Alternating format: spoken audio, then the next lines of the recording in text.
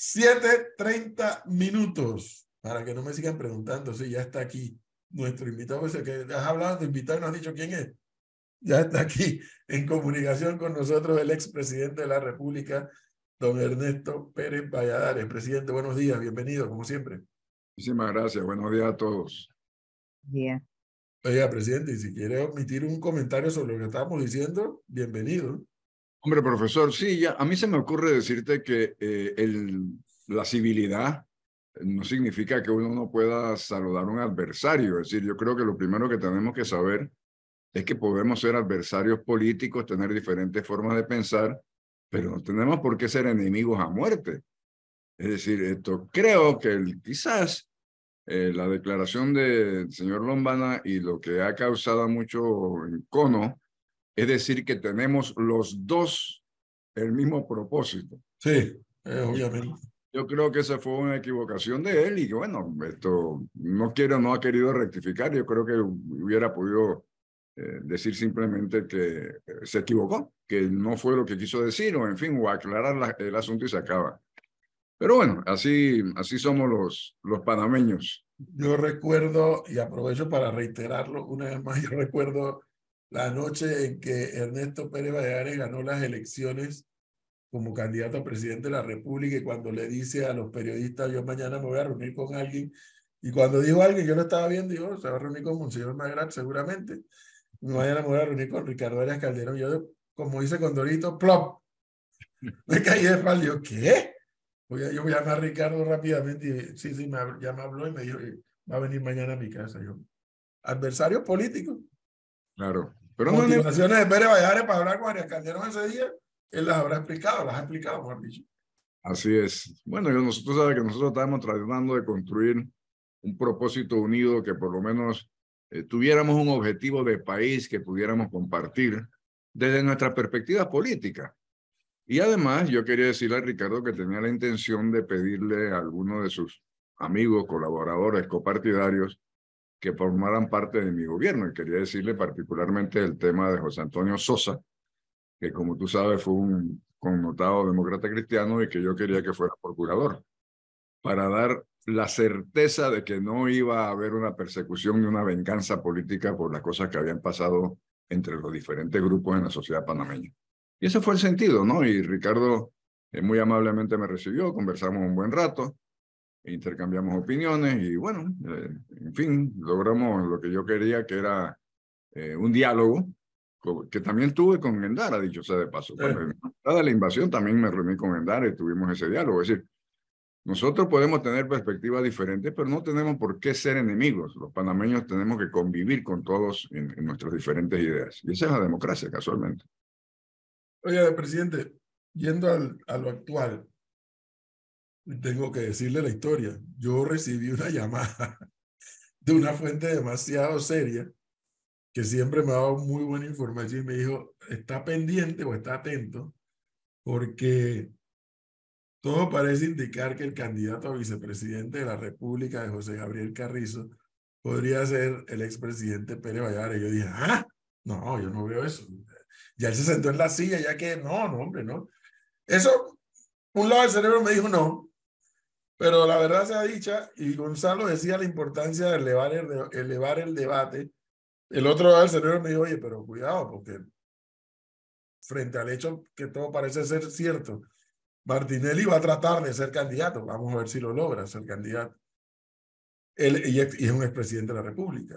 Martín Torrijos ha anunciado, y anda, ahí vi las reuniones este fin de semana, ha anunciado que va a aspirar a ser candidato a presidente por el Partido Popular y es un expresidente de la República. Y yo digo, bueno, y si Pérez Valladares es el candidato a vicepresidente, pues vamos a ver a 3 expresidentes. Dice Gonzalo, elevando el debate. Eso está en la ecuación, presidente. Yo puedo con muchísimo gusto ayudar a elevar el debate político sin ser candidato absolutamente a nadie, mucho menos vicepresidente. Yo tomé la decisión de no entrar en la contienda política electoral y me mantengo allí. Yo no tengo pensado de ninguna manera, además que no me lo han ofrecido, ni se van a atrever a ofrecérmelo porque saben que mi respuesta va a ser no. Ni se van a atrever. Esas son especulaciones, profesor. Yo no sé quién inventa esas cosas, pero son totalmente infundadas y no hay ninguna justificación ni ninguna razón por la cual eso pueda tener algún grado de veracidad. Pero a ver, expresidente, le pregunto, ¿será por un tema de ego? Con todo el respeto. Es decir, a ver, es que yo llegué a ser presidente de este país. A lo mejor puede ser eso. No, ojo, y eso está perfecto. Todos tenemos un cierto ego como ser humano. Pero la consulta es, yo llegué a ser presidente de este país, transformé en cierta medida lo que es Panamá a lo que es hoy en día. Yo no estoy para ser segundo de nadie. Uno pudiese pensar así. No, a mí no me molesta ser asesor, ayudar, tratar de explicar mis puntos de vista. Lo que no quiero y no tengo ningún deseo de tener la responsabilidad de ir al trabajo todos los días. Ya yo soy un hombre de 76 años, con mi vida completa, una familia extraordinaria, estoy disfrutando mis nietos, próximo espero tener bisnietos. O sea, yo estoy en otra esfera de mi vida, en otra parte de mi vida que no tengo necesidad ni deseos de participar en el tema electoral.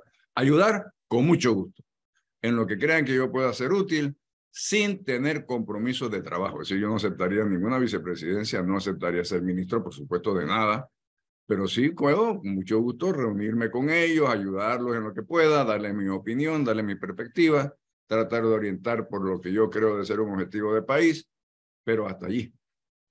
Ahora, opinión que le quiero preguntar al presidente Pérez Valladares, quien fue secretario general del PRD, ganó las elecciones para presidente de la República contra todos los pronósticos luego de una invasión. 5 años más tarde gana las elecciones del PRD, liderado por Ernesto Pérez Valladares. El escenario que ve Pérez Valladares del partido PRD al día de hoy, luego de haber conocido ese partido por dentro, ¿ha cambiado tanto el PRD que lideró Pérez Valladares al PRD que estamos viendo hoy?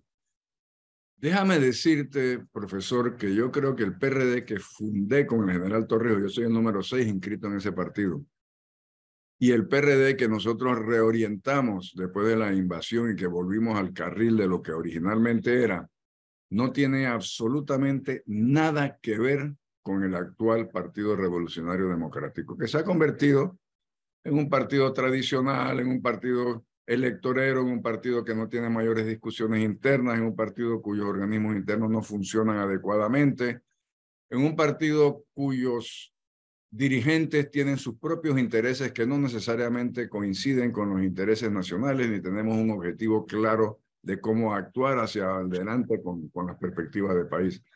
De manera que yo siento prácticamente cero vinculación con la actual dirigencia y con el actual partido. Me mantengo allí porque creo que debo desde adentro tratar de hacer un cambio. Pero déjeme decirle algo, yo lo dije no ahora, yo lo vengo diciendo hace varios años, cuando me di cuenta que se había asaltado el Comité Ejecutivo Nacional por los diputados. Yo no tengo nada en contra de los diputados, simplemente que no me parece que siendo ellos diputados de la República deben tener el control del partido político que tiene otra perspectiva. Desde entonces vengo diciendo lo que yo creo que era un error, me parece que era un gran error político el que la cúpula del partido nuestro y de otros partidos fuera dirigida por diputados que tienen sus propios intereses y tienen sus propias características. Luego, evidentemente, se ha convertido en un feudo. El partido simplemente es un mecanismo que se usa electoralmente, es un mecanismo que responde a los intereses electorales de cada uno de los participantes del Comité Ejecutivo Nacional y de los diferentes diputados, y que no es el partido que originalmente nosotros concebimos y tratamos de formar. A ver, perdón, pero con ese argumento, presidente, entonces lo que Martín Torrijos está haciendo es válido, en su opinión. Que Martín Torrijos está diciendo es válido y es exactamente lo que yo vengo diciendo desde hace 4 o 5 años. Lo que no es válido es que para llevarlo adelante se haya salido de las filas del partido, haya o esté intentando ser postulado por otra agrupación, que además tú sabes igual que yo que es una agrupación interesante, pero pequeña, electoralmente hablando, pequeña, y que no creo que tenga mayores perspectivas de ganar una elección, pero sí de dividir alguna parte de los votos del Partido Revolucionario Democrático, que evidentemente entonces ayudaría a la candidatura que de alguna manera podría ir de segundo, en una contienda electoral. Eso es lo que yo critico. No el discurso de lo que tenemos que hacer, de la perspectiva de país, de que no debe ser dirigido el partido por los diputados. Eso lo vengo yo diciendo hace 5 o 6 años.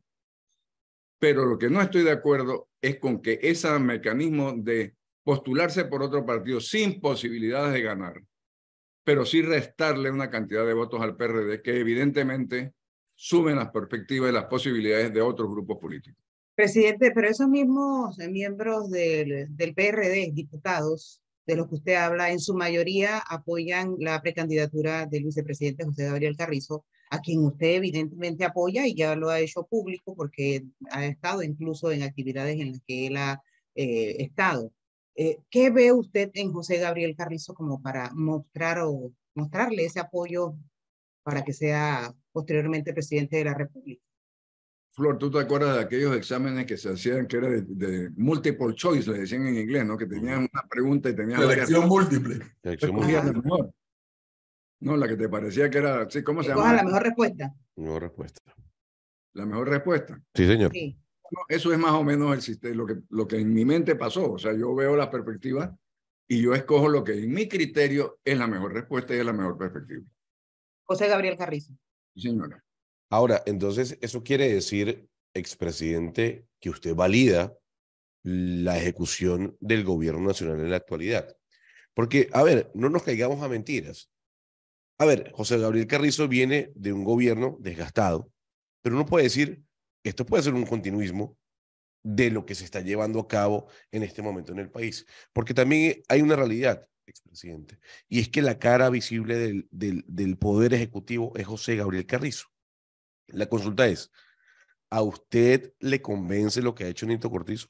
¿A usted le convence la gestión de gobierno como para apoyar la continuidad del mismo? Yo creo que se han cometido muchísimos errores. Yo creo que yo hubiera actuado diferente. Pienso que hubiera hecho las cosas de otra manera. Pero también entiendo de las circunstancias que se le dio para poder gobernar este país en unas circunstancias verdaderamente desconocidas, esta pandemia, lo que pasó.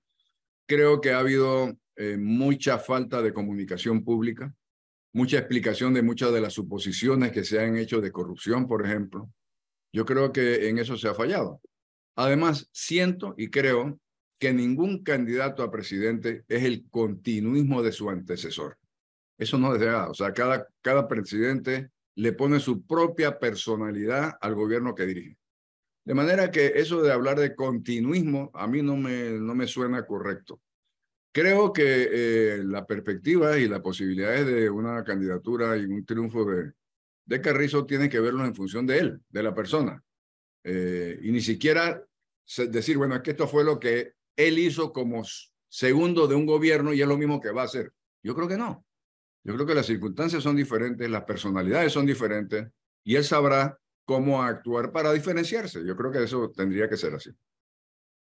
Ahora, el presidente Pérez Valladares nos ha reaccionado al accionar de Martín Torrijos, pero tendría entonces que preguntarle también, presidente, y cómo interpretar lo de Zulay Rodríguez, quien va de primera en la recolección de firmas por la libre postulación y es miembro del PRD también. Zulay es un caso aparte, ¿no? Yo honestamente prefiero no categorizarla. Yo no sé cuál será su idea. Veo lo que está haciendo. Me parece que lo que está haciendo no es lo correcto porque si tú eres candidato independiente, verdaderamente debes ser independiente del todo. Es decir, renuncia al partido y entonces inscríbete como candidato independiente. Yo creo que es una burla, muchas de las candidaturas de independientes que son miembros de partidos políticos que están aprovechando su situación y sus circunstancias para lograr llegar a ser candidato. Su perspectiva para un triunfo electoral me parece que verdaderamente no existe ni en el caso de ella ni de los otros independientes, porque es que electoralmente hablando se necesita lo que tienen los partidos, una maquinaria electoral que saque el voto, que se cuente el voto, que estén permanentemente militando para que ese día se ganen las elecciones. Las elecciones no se ganan con las encuestas. Las elecciones se ganan el día de la votación, cuando la votación se haga efectiva. De manera que, bueno, ella tendrá su idea, que no sé cuál será, su perspectiva, que no sé cuál será, pero le critico el hecho de que se denomine independiente y no haya renunciado a las filas del partido. Pero, Claro. pero hay algo que es importante rescatar aquí en esta oportunidad que nos da el presidente Pérez Valladares. Yo le he dicho varias veces a Gonzalo y a Floria, a nuestro oyente, sobre todo a la gente más joven, no hay términos de comparación entre el actual presidente del PRD y el actual secretario general del PRD, con lo que a mí me tocó ver, incluso en la época de la dictadura, el nivel de presidente y secretario general que ha tenido el PRD en aquella época y en democracia, donde Pérez Valladares, entre otros, Pérez Valladares y Martín Torrijos fueron secretario general y Guerra presidente. En esta oportunidad, presidente, yo no sé cómo usted quisiera escuchar la valoración, se percibe que un PRD como que no se había visto antes como desintegrándose. Zulay Rodríguez por allá, Martín Torrijos por acá. Bueno, y a la interna, pues Gaby Carrizo, listo, un candidato que sale de la fila del gobierno, pero Cristiano Adames y Pedro Miguel González absolutamente contestatarios Sí. de la gestión de gobierno. O sea, ¿cómo interpreta Pedro Valladares esa realidad del PRD? Bueno, yo pienso que hay una ausencia de liderazgo y los liderazgos se conforman a lo interno de los partidos con diálogos internos, con perspectivas de participación. O sea, tú tienes que generar la suficiente discusión interna para poder crear un objetivo en común que una las diferentes facciones. En todos los partidos hay facciones. Si no, pregúntale a Yanivel y a Rux. O pregúntale incluso dentro del Partido Popular, tú sabes, igual que yo, que también hay facciones. Es decir, en todos los partidos hay aspiraciones personales que se convierten en facciones de expresión. Eso es perfectamente normal dentro de la democracia. Lo que tiene que hacer un liderazgo que pretenda llevar el partido a gobierno es generar la discusión interna que pueda generar un proyecto, que pueda generar una perspectiva de país que pueda unir a todos.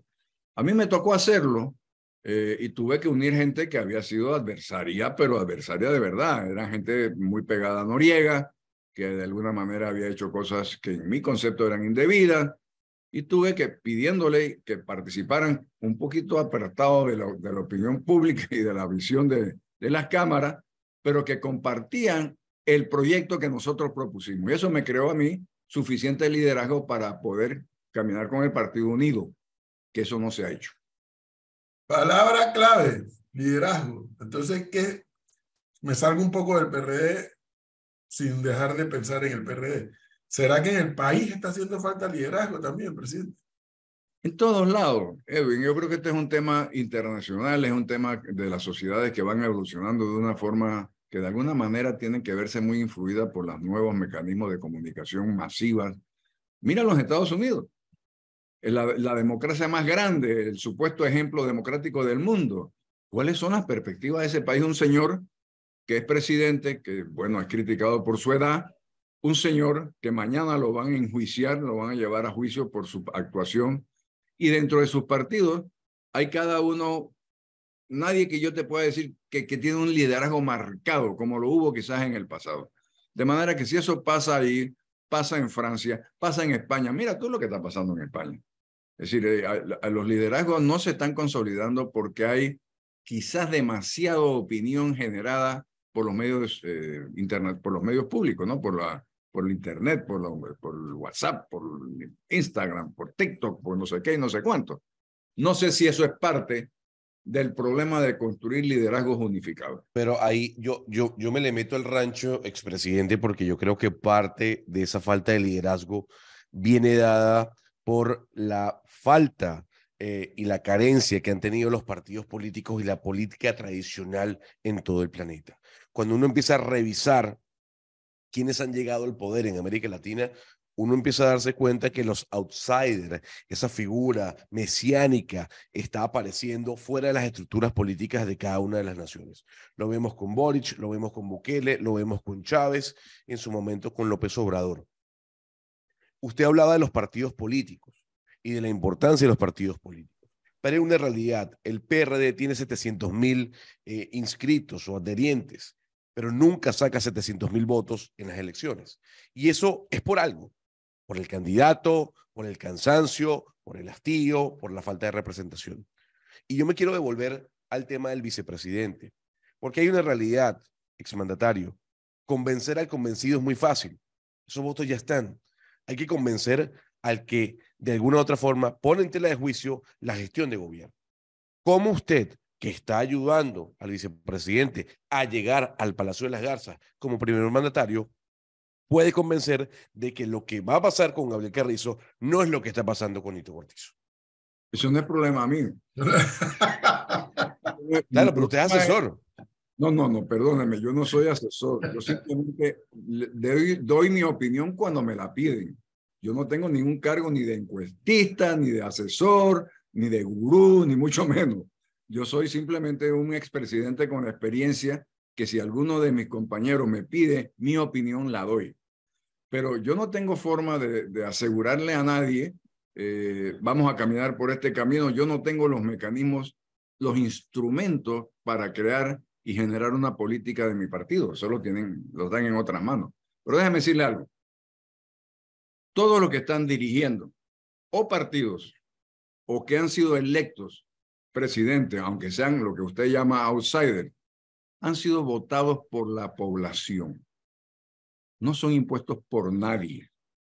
Entonces, yo creo que debemos reflexionar un poquito sobre el grado de cultura política que tienen las sociedades, sobre el grado de información que se hacen para poder votar, para poder escoger un ciudadano como presidente de la República. Y allí es donde está el tema. Las democracias presuponen un grado de formación política y cívica de la sociedad, que en muchos casos no la tenemos.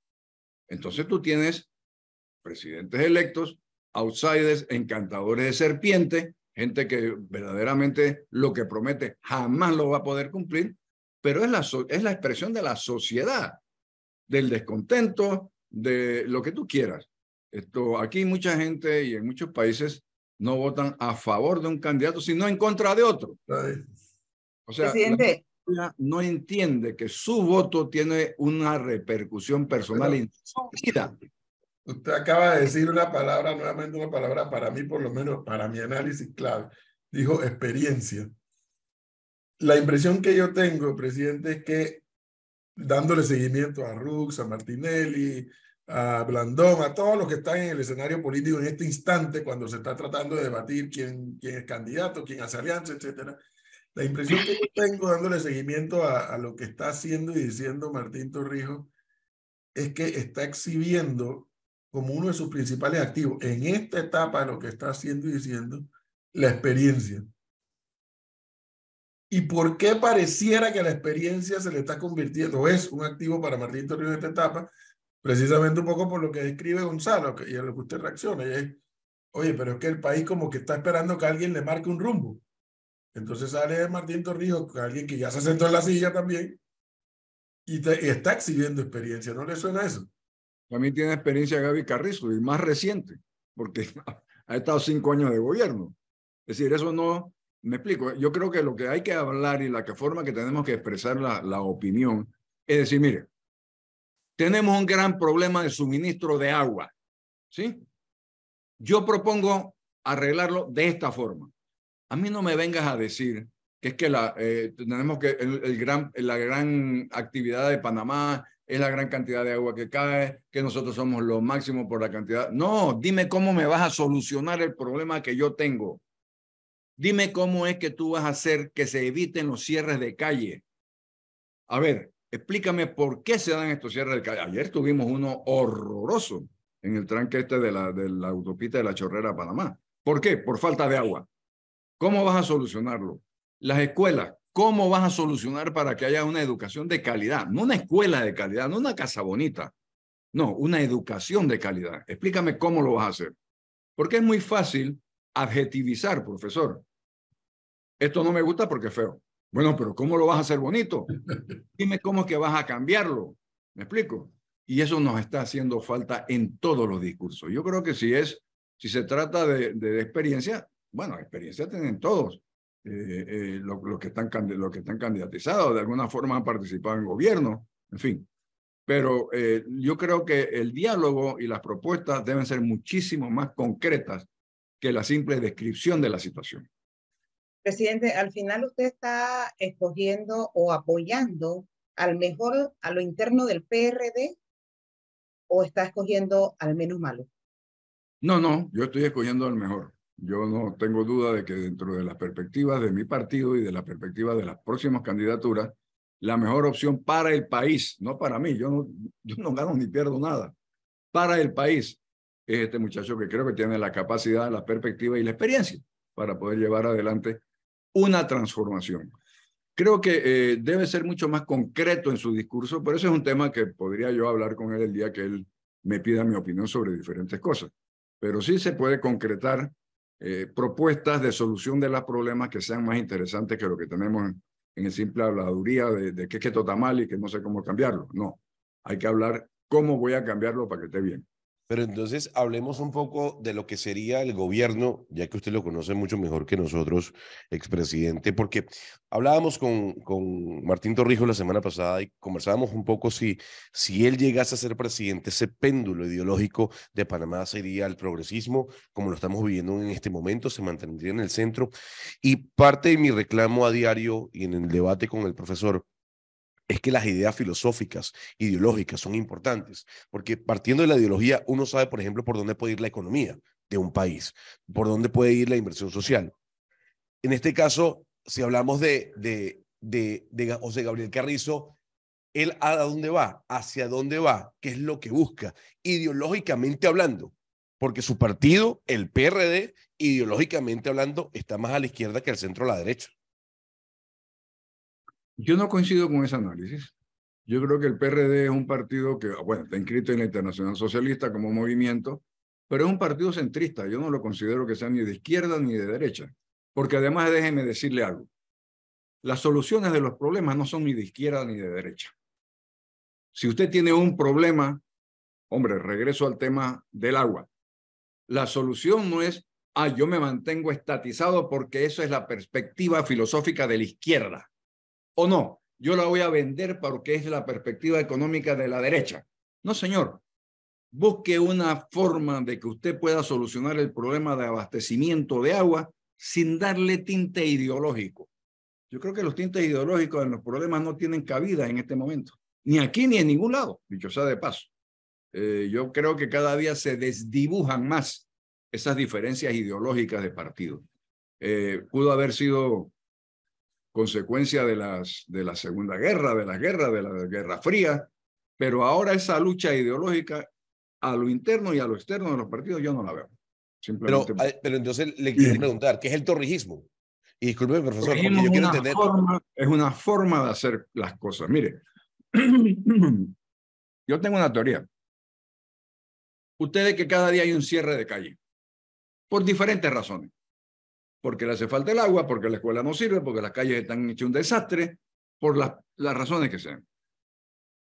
Cuando a principios de los 70, en el año 72, se creó como forma de gobierno una asamblea que se denominó la Asamblea Nacional de Representantes de Corregimiento, que en ese tiempo eran 505. Aquí la sociedad, que estaba acostumbrado a un grupo de diputados, empezó a categorizarlo como que unos ignorantes, unos tipos que ¿qué nos van a decir? ¿Qué nos van a enseñar? Esos tipos, esos 505, eran los que tenían la posibilidad de presentarle al gobierno central los problemas de la escuelita, del puentecito y de la salud de sus comunidades. Y había una instrucción central de que a esa gente se le tenía que atender y se le tenía que atender sus situaciones. Ahora resulta ser que se cambió el tema.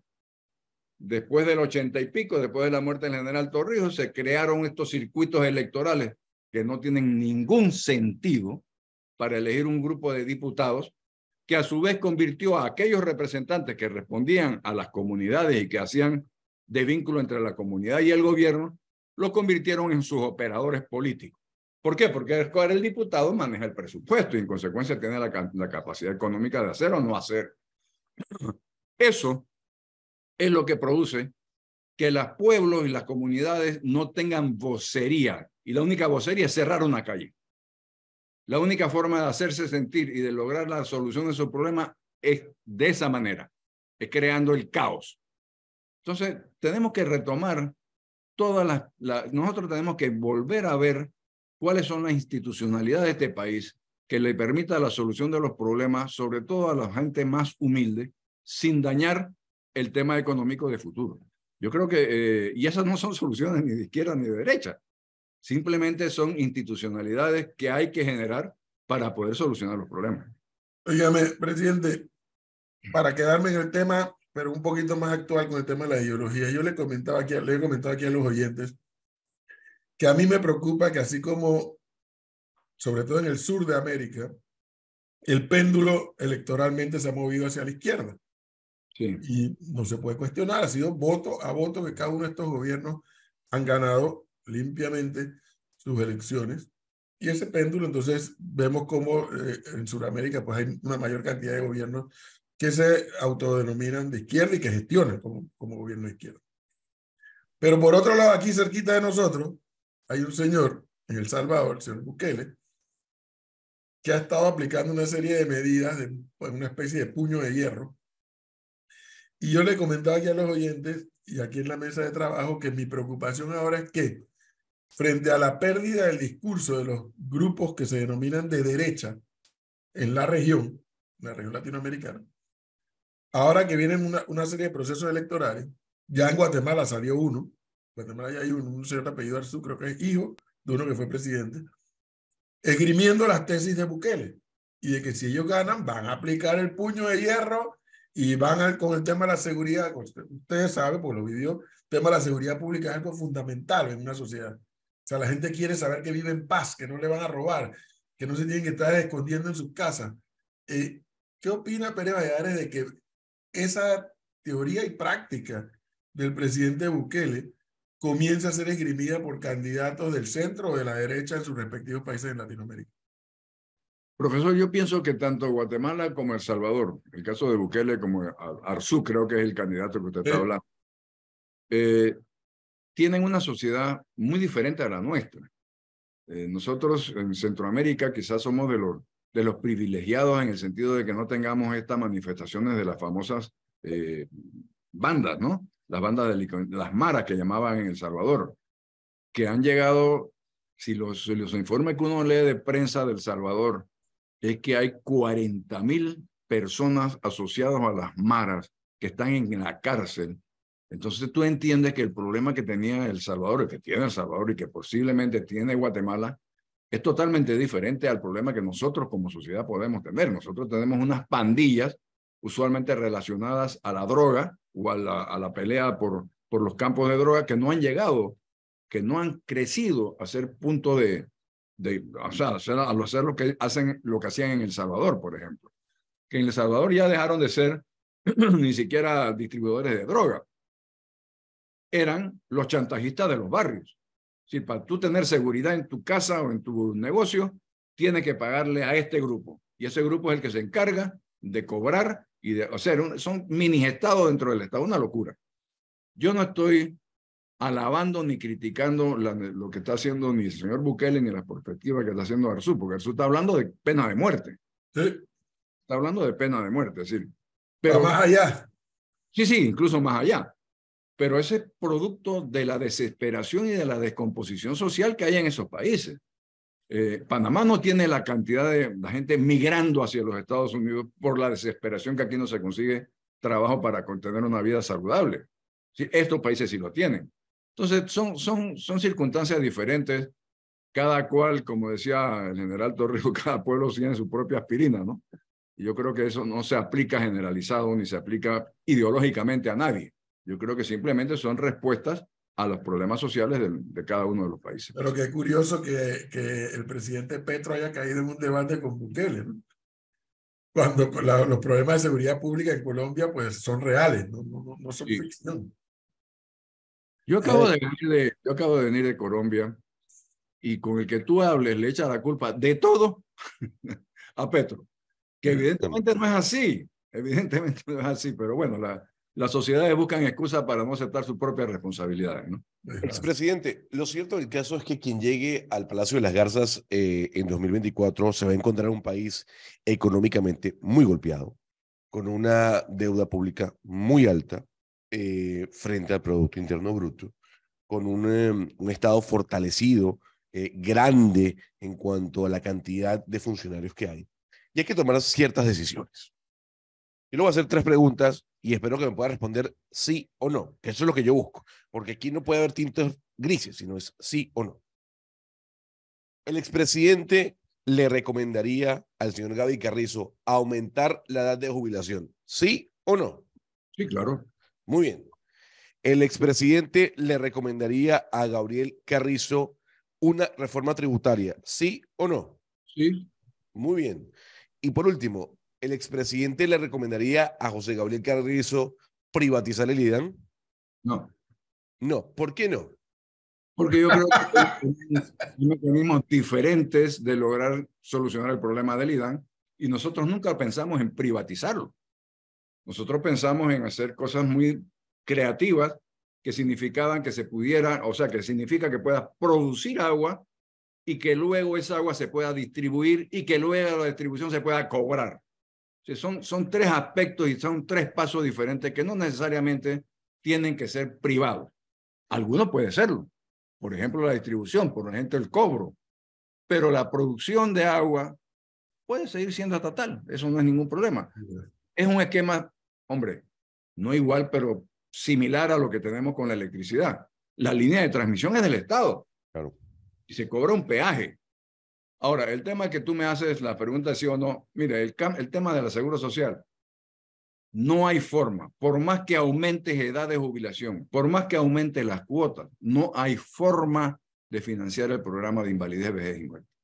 Tú tienes que cambiar el concepto, aquel de que esta generación paga la jubilación de la anterior. Eso no funciona, en ningún lado del mundo ha funcionado. La revisión del tema impositivo, sí, claro que hay que revisarlo, hay que ver, porque verdaderamente hay una gran evasión de impuestos, sobre todo el impuesto sobre la renta, producto de muchísimas cosas. Y hay demasiados incentivos fiscales que no se justifican. De manera que sí, en efecto, hay que cambiar, hay que revisar y hay que verlo. El tema de la deuda pública. No es cierto que sea una deuda pública inmanejable. No. Nosotros estamos acostumbrados a tener una deuda pública por el orden del 40% del producto. Por los problemas que hemos vivido, sobre todo el tema de la pandemia, se subió casi al 60 y pico por ciento del producto. Pero dígame ¿usted sabe qué porcentaje de deuda pública tiene, por ejemplo, España? Claro, pero a ver, expresidente, pero es que y Japón, por encima del 100%. Pero es que no podemos comparar, pero es que ahí es donde vamos. Es que no podemos comparar. Dígame otra cosa. ¿Qué país paga su deuda pública en totalidad? ¿Cuál? No, absolutamente ninguno. Entonces, la deuda pública es un tema de perspectivas y de porcentajes. No es un tema de... Por supuesto, pero hay que ser claro. Rápidamente, profesor. No es lo mismo comparar la economía española o japonesa con la panameña. Y eso es lo que quiere decir nosotros estamos creciendo al 6-7% y hoy al 1 o al 2%. Eso es la realidad. Por supuesto, pero esas son las comparaciones válidas, no las imaginativas. Pero no podemos quedarnos únicamente en el crecimiento económico. Ojo con eso. Es otro tema. Usted me está hablando de crecimiento y de deuda pública. Yo estoy hablando de lo mismo que usted está hablando. Ahora, si usted me está hablando de distribución de ingresos, de distribución de riqueza, esos son otros temas. Oiga, presidente, le hizo el día a Gonzalo. Sí. Le hizo el día porque tributaria, sobre todo. Contésteme sí o no. Creo que usted es el único que le ha querido responder sí o no. Está bien. No hay que perder. Yo digo las cosas que siento y pienso. Le hizo el día. Oiga, finalmente, en el minuto final, para repetir la palabra, presidente, el país se aboca, o el país va a ser testigo, mejor dicho, de todos los movimientos políticos en función de el cronograma que establece el Código Electoral. Y bueno, no se sabe cuántos candidatos van a haber finalmente, no se sabe si habrá alianzas. Aunque lo mencionó tangencialmente hace un momento, me gustaría terminar esta entrevista con esa reflexión. ¿Qué tendremos que hacer los panameños para no votar por el menos mal? Tenemos que aprender a votar, profesor. ¿Usted se acuerda, usted que es profesor y que sabe la historia, cuando originalmente se dan los primeros pasos de las democracias griegas, por allá romana, no todo el mundo votaba? No todo el mundo, así es. ¿Cierto? Votaba aquel, en algunos casos, que tenía propiedad. ¿Por qué el que tenía propiedad? Porque es que tenía algo que arriesgar. Su voto, de alguna manera, arriesgaba su futuro. Aquí nosotros nos hemos educado, nos hemos creado, hemos vivido con el tema de que yo voto en contra. Yo voto porque este no me cae bien. Yo voto porque porque sí, porque ya este me conoce, voy a ver si el otro me da algo más. Y esa perspectiva nos llevaba en muchísimos casos a elegir a un presidente como el doctor Arnulfo Arias, que Dios lo tenga en la gloria, que recogía el mal sentido de la sociedad, es decir, el sentirse mal, frustrado, él lo recogía muy bien, lo expresaba muy bien y lograba el gran apoyo. Y esa misma gente que votaba por él, a los pocos meses, iba a la misma institución que hacía de garante, que hacía de juez supremo, a la Guardia Nacional, a pedir que lo sacaran. De manera que, ¿qué quiero decir? Quiero decir que no sabemos votar, que no hemos aprendido a votar, que tenemos que tener más conciencia cívica, que tenemos que saber que nuestro voto afecta no solamente al país en general, a mí en particular. Mi voto, lo que yo emito, me va a afectar a mí, para bien o para mal. Entonces tenemos que empezar a discernir mejor, a ver cómo es que vamos a votar bien, no votar sentimentalmente, votar inteligente. Presidente Ernesto Pérez Valladares, muchas gracias por habernos dado este tiempo, muy amable. Saludos, que tengan un lindo día.